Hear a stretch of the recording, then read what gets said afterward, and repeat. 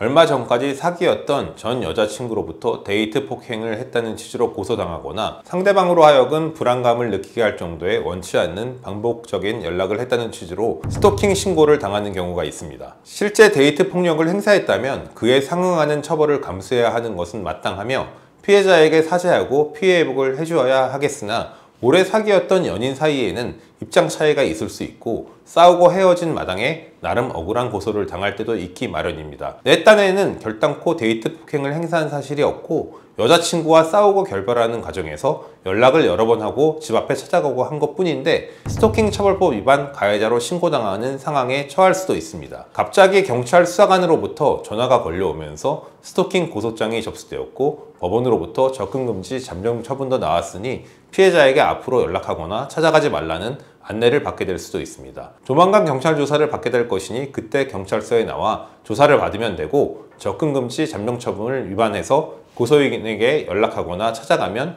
구속될 수도 있다는 식으로 엄포성 발언도 전해 듣게 될 것입니다. 보통 접근금지 잠정 처분서는 우편으로 송달오지만 경찰서에서는 피신고자 휴대폰 번호로 해당 문서 사진을 전송해 줄 수도 있습니다. 잠정 처분 문서를 확인해 보면 전기통신을 이용한 연락을 하지 말 것과 100m 이내 접근금지를 하겠다는 식으로 내용이 기재되어 있을 것입니다. 일단 데이트 폭행이나 스토킹으로 신고당한 피의자 입장에서는 경찰 수사관 연락을 받게 되면서 잠정 처분까지 받게 되었다면 당황스러워 어찌 대처할 바를 모르게 될 수 있습니다. 고소인은 전 여친으로 얼마 전까지 가족급으로 가까웠던 사이였는데 당장 연락도 하지 말고 찾아가지 말라는 부분까지는 그렇다고 쳐도 내가 스토킹 가해자로 간주된 것 같으니 억울한 심정이 들 수 있습니다. 스토킹 가해 혐의로 고소를 당해 접근금지 잠정 처분까지 받은 경우에 관해 어떻게 대처해야 할지 알아보겠습니다. 만약 전 애인으로부터 폭행이나 스토킹 신고를 당했다면 가장 먼저 해야 할 일은 무엇일까요? 데이트 폭행이나 스토킹으로 신고당했다면 경찰 수사관 연락을 통해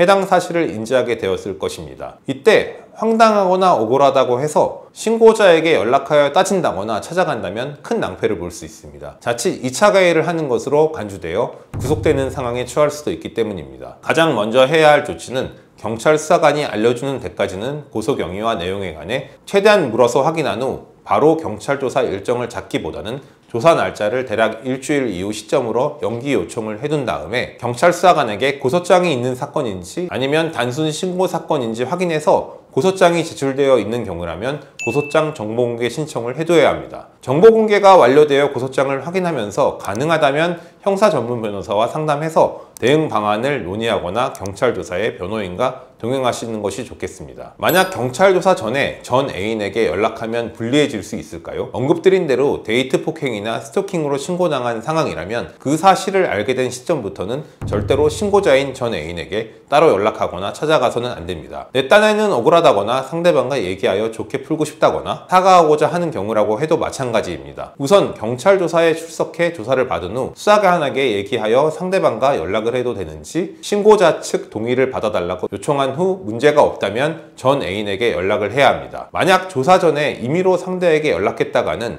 2차 가해로 판명된다거나 잠정 조치를 위반한 것으로 간주되어 구속된다거나 실제 고소사건 처분 결과에 있어서도 불리한 결과가 나오는 상황을 자초할 수 있습니다. 폭행이나 주거침입 외에도 추가로 스토킹으로 신고당했을 때 처벌 수위가 더 높아질까요? 전 여자친구와 데이트 폭행 등 사건이 발생하게 되면 상대 집에 찾아간다거나 연락하지 말라고 하는데도 반복적으로 연락하는 행동을 하게 될 수 있습니다. 이런 경우라면 폭행죄나 주거침입죄 외에도 스토킹 처벌법 위반 혐의도 피의 사실로 추가될 수 있습니다. 당연하겠으나 유죄 처분을 받게 된다는 전제에서는 스토킹으로 신고까지 당했을 때가 그 형량 수준이 상향됩니다. 최근에는 연인 간 스토킹 범죄가 살인과 같은 강력범죄로까지 연계되는 사례가 빈번하게 발생하고 있습니다. 이런 이유로 인해 수사기관이나 재판부에서는 스토킹 사건에 대해 보수적인 관점에서 예상보다 훨씬 중한 처벌을 내리고 있습니다. 전 여친이 피해자인 스토킹 사건이니 기소유예 선처를 받거나 최대 벌금 정도로 사건 마무리가 될 것으로 기대할 수 있으나 실상은 구공판 기소되어 선처받는다고 해도 징역형의 집행유예형 이상의 형을 받게 될 때가 부지기수입니다. 동종범죄는 아니지만 다른 전과가 있다면 얼마나 불리해질까요? 사실 스토킹 처벌법 위반으로 신고당해 입건된 피의자가 초범이 아닌 재범 이상인 경우라면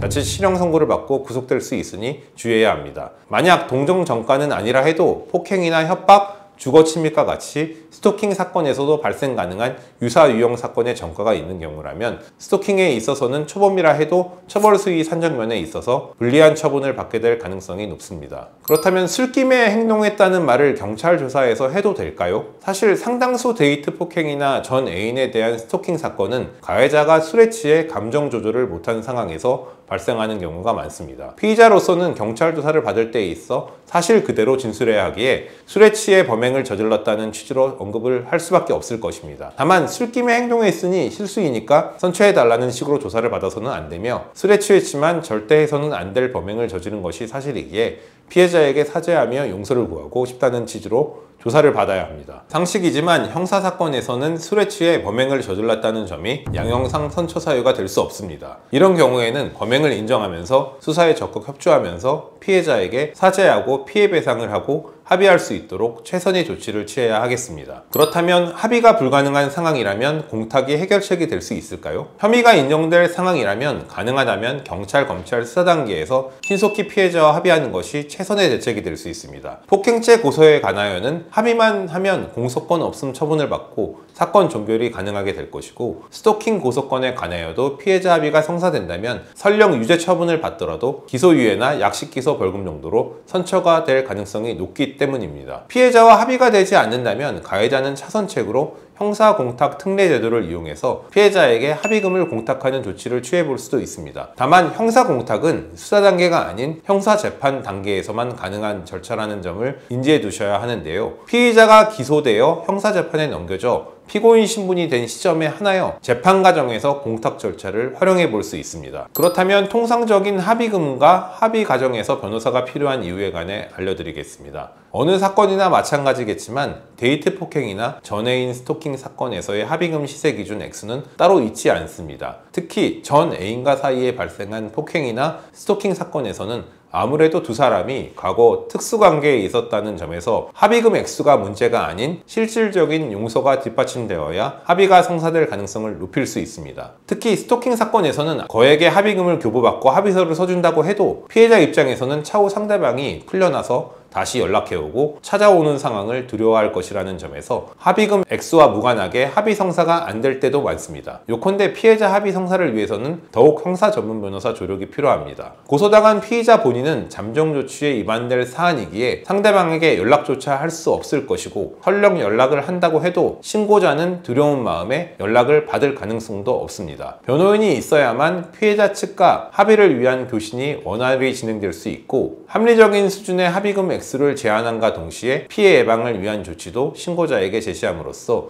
피해자 합의를 빠르게 성사시킬 수 있습니다. 전 애인으로부터 스토킹 고소를 당해 경찰 조사에 가야 하는 상황이 있으시다면 법무법인 은혜에 연락 주시기 바랍니다.